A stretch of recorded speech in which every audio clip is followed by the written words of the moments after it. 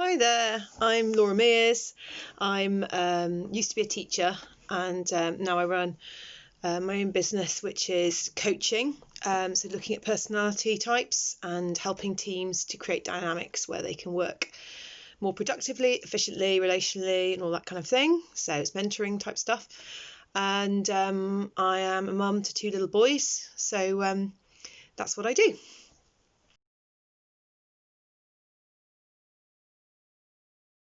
My mum always took us to church when we were growing up, me and my two sisters, and my dad played golf. Sports a recurring theme in my childhood.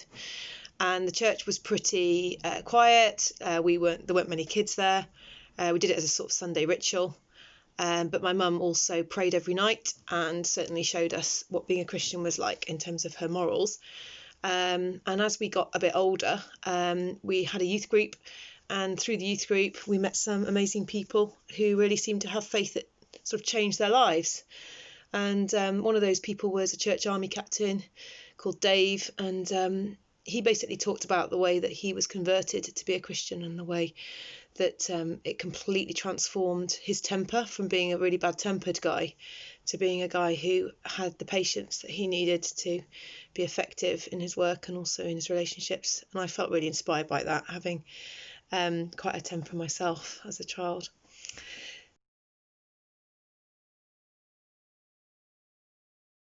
When I was 14, it was probably just before I became a Christian, in the way that I understand it, i.e. having a personal relationship with Jesus. I think I just thought that being a Christian was a sort of add-on. I'd always gone to a church school, so religion was just always around. Lots of my friends went to services and wore a cross around the neck and believed in God.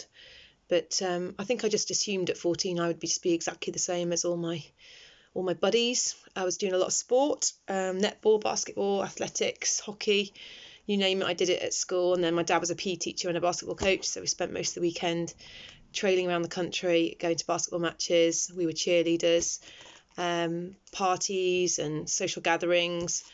And I just expected that I would just be the same as everybody else.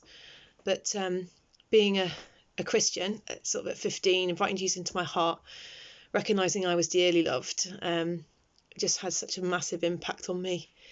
I think one of the things that sticks out for me was at that time that my dad was just extremely busy, and I adored my dad.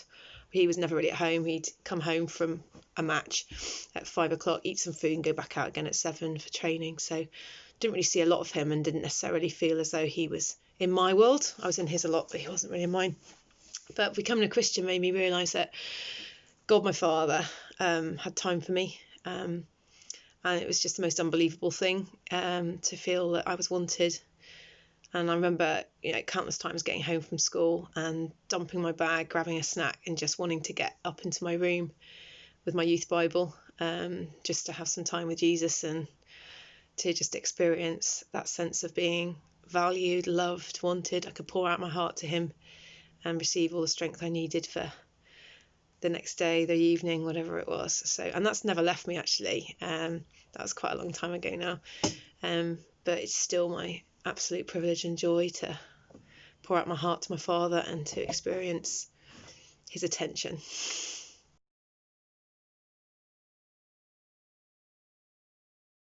It's been quite a big thing because obviously my kids have been at home, so I've become a teacher again. I've been homeschooling them often in the mornings. And that's actually been a real pleasure. I've really enjoyed that. I've got two boys, so they sit either side of me, so I can kind of keep them both on task. And then in the afternoon, we swap over. My husband teaches them or takes them out, usually to do activities, and then I get to do my coaching work. So working with clients online, so I've had to move a lot of my workshop material to virtual stuff, so using Zoom a lot. And I've been trying it out with lots of friends and colleagues, and then doing workshops for clients. So that's been quite interesting, actually. And I must say I quite like the efficiency of it, not having to drive somewhere. And it means that an afternoon that might take me 4 hours normally only takes about 2. So I like that. I like getting things done. I like James, my husband, being around more because he's a secondary school teacher and he's teaching from home, so enjoying family time, and really enjoying getting to know the neighbours. Actually, we've got some cracking neighbours on our street. We've really sort of been investing in those relationships. I've enjoyed doing a bit of gardening as well, which I never thought I'd enjoy, and doing various sporting things online and going for runs and stuff. So feeling like I'm still getting some exercise, even though I'm not playing netball at the moment. So that's me, and hope you all have a lovely day.